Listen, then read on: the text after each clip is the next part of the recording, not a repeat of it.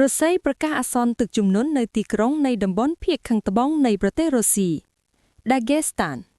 អាជ្ញាធរនៅក្នុងទីក្រុងនៃតំបន់ Dagestan ភាគខាងត្បូងនៃប្រទេសរុស្ស៊ីបានប្រកាសភាពអាសន្ននៅថ្ងៃសៅរ៍ទី28ខែមិនិនាបន្ទាប់ពីភ្លៀងធ្លាក់ខ្លាំងនាំឲ្យមានទឹកជំនន់រីករាលដាលនិងកាត់ផ្តាច់ចរន្តអគ្គិសនីនេះបើយោងតាមការចេញផ្សាយដោយទីភ្នាក់ងារសារព័ត៌មាន Reuters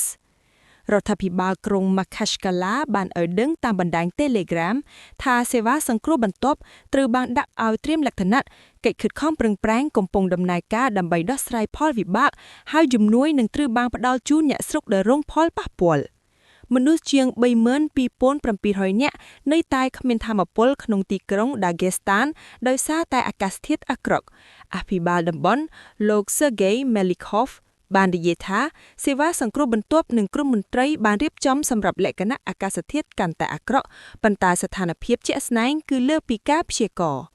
ភ្លៀងធ្លាក់ខ្លាំងក្នុងតំបន់នេះនឹងបន្តរហូតដល់ថ្ងៃអាទិត្យ